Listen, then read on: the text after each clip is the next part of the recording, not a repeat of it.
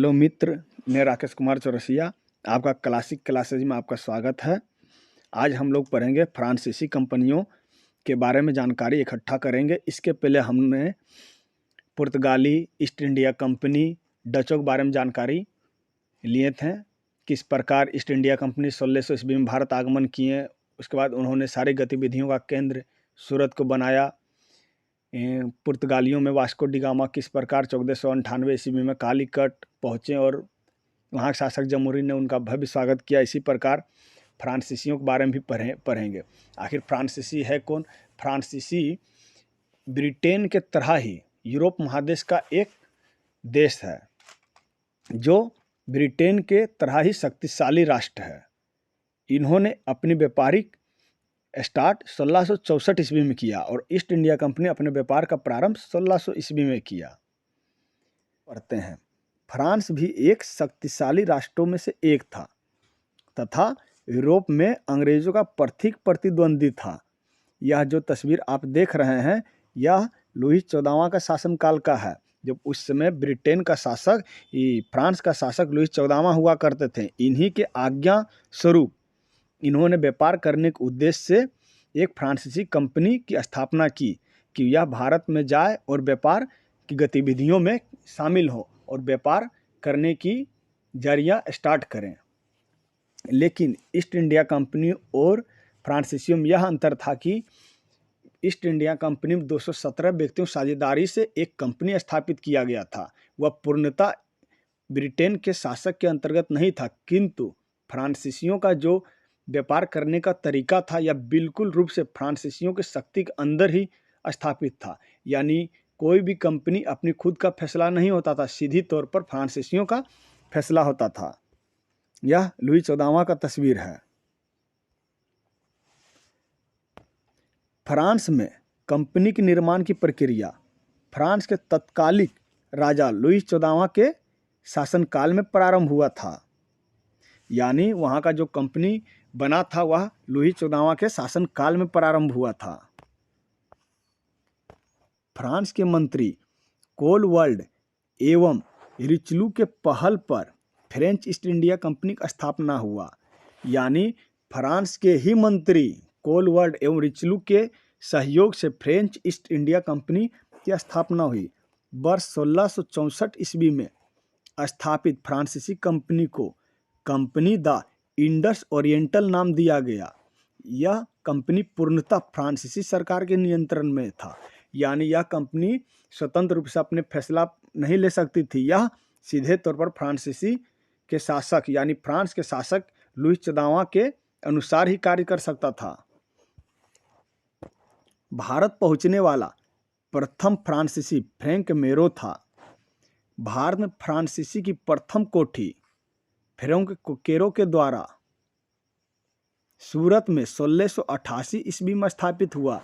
इसके पहले east India company ने भी अपनी अस्थायी कोठी सूरत में स्थापित किया। उसी प्रकार फ्रांसिस मार्टिन ने वालीकोंडापुरम के सूबेदार शेर खान लोदी से पांडिचेरी नामक एक गांव प्राप्त किया जो कालांतर में पांडिचेरी के नाम से जाना जाता है।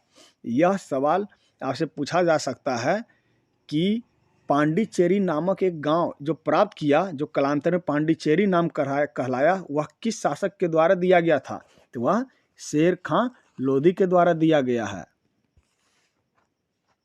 जिस प्रकार अंग्रेजों ने भी अपनी दूसरी कोठी मछलीपट्टनम में स्थापित की, उसी प्रकार फ्रांसीसियों ने भी अपनी दूसरी कोठी मछलीपट्टनम में स्थापित किया। दूसरा पूर्वी तट पर, यानी यह भी पूर्वीय तट, वर्ष 1609 में मछलीपट्टनम में स्थापित किया। नहीं, ये 1669 दूसरी पूर्वी तट पर वर्ष 1669 में 1669 में मछलीपट्टनम में फ्रांसीसी कंपनी स्थापित किया।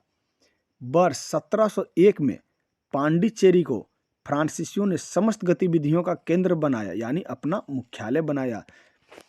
जिस प्रकार पुर्तगालियों ने अपनी समस्त गतिविधियों का केंद्र गोवा को बनाया, ईस्ट इंडिया कंपनी यानी अंग्रेजों ने समस्त गतिविधियों का केंद्र सूरत को बनाया, उसी प्रकार फ्रांसीसियों ने भी अपनी समस्त गतिविधियों का केंद्र यानी आम रूप पर कह सकें तो यह राजधानी जो है फ्रांसीसियों ने बनाया। कहाँ? तो पांडिचेरी को। फ्रांस वर्ष 1674 में बंगाल के तत्कालिक नवाब शाइस्ता खान ने कुछ भूमि आवंटित किया था। इसी जमीन पर चंद्रनगर स्थापित किया। यानी फ्रांस जो है 1674 में बंगाल के तत्कालिक नवाब शाइस्ता खान यानी वह औरंगजेब की माँ थी ने कुछ भूमि आवंटित किया और यही जमीन को फ्रांसीसियों ने लेकर वहाँ चंद्रनगर नामक एक गांव बसाया। यह देखिए डुप्ले का तस्वीर है। जो फ्रांस के प्रथम गवर्नर जो आए थे यह डुप्ले है, जो काफ़ी आक्रमणकारी रवैया के थे। वही व्यक्ति हैं जिन्होंने अंग्रेज और वहाँ के शासक के राजनीतिक गतिविधियों में हस्तक्षेप किया, जिसके कारण आगे चल के अंग्रेज और फ्रांसीसी के मध्य युद्ध हुआ था। वर्ष 1731 में चंद्रनगर के प्रमुख के रूप में फ्रांसीसी गवर्नर डुप्ले को नियुक्त किया गया। यानी जो चंद्रनगर नामक जमीन लिया गया था शाइस्ता खान यानी औरंगजेब की माँ से, वहाँ का गवर्नर के रूप में डुप्ले को भेजा। डुप्ले ने भारत में व्यापारिक साम्राज्य विस्तार के लिए भारत के आंतरिक राजनीति में हस्तक्षेप किया और अंग्रेज और फ्रांसीसियों के मध्य युद्ध प्रारंभ हुआ। इस युद्ध में कर्नाटक के युद्ध के नाम से जाना जाता है।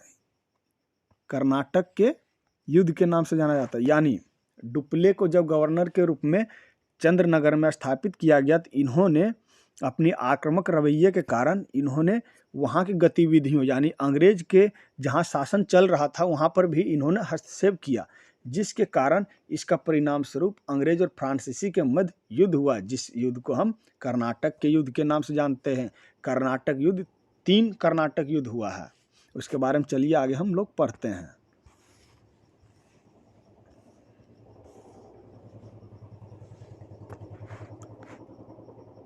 प्रथम कर्नाटक युद्ध 1746 से 48 यानी 2 वर्ष के लिए हुआ था। इसमें तो डुप्ले के नेतृत्व में फ्रांसीसियों को जीत हुआ और अंत में अंग्रेज को हार मानना पड़ा और उसके बाद ला सापल की संधि उनके साथ में हुआ। उस समय गवर्नर फ्रांसीसियों का डुप्ले था और अंग्रेज की हार हुई। द्वितीय कर्नाटक युद्ध 1749 से 54 यानी 5 वर्षों तक चला। इसमें फ्रांस की हार हुई और पांडिचेरी की संधि हुई और यह पांडिचेरी अंग्रेज के हाथ सौंप दिया गया। तृतीय कर्नाटक युद्ध 1756 से 63 ईस्वी में हुआ। यह काफ़ी वीवीआई है क्योंकि इसी तृतीय कर्नाटक युद्ध में 2 युद्ध यानी एक सप्तवर्षीय युद्ध, एक वांडीवास का युद्ध हुआ था। इसमें भी अंग्रेज का जीत हुआ और अंत में फ्रांसीसियों का हार देखने को मिलता है।